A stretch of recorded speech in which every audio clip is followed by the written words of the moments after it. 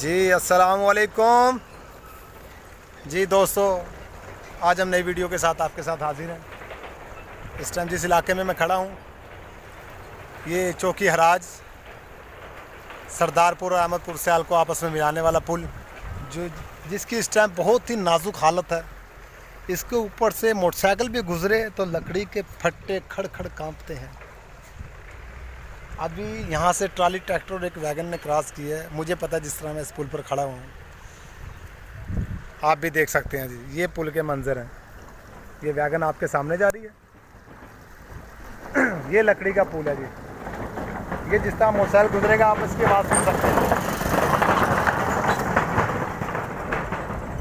آج ہمارے ساتھ موجود ہے ہمارے دوست اصغر بھی۔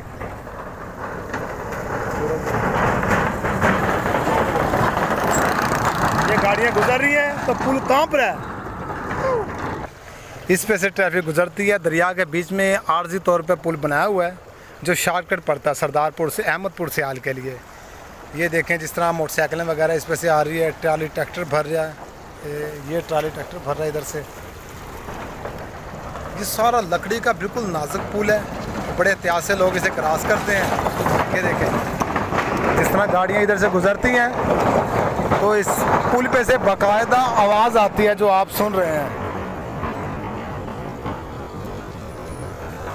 باقاعدہ آواز آتی ہے لکڑی کے پھٹے کھڑکنے کی۔ چوکی ہراج کے نزدیک یہ پل ہے۔ ہم نے کہا اپنے فرینڈ کو اس پل کے بارے میں بتایا جائے۔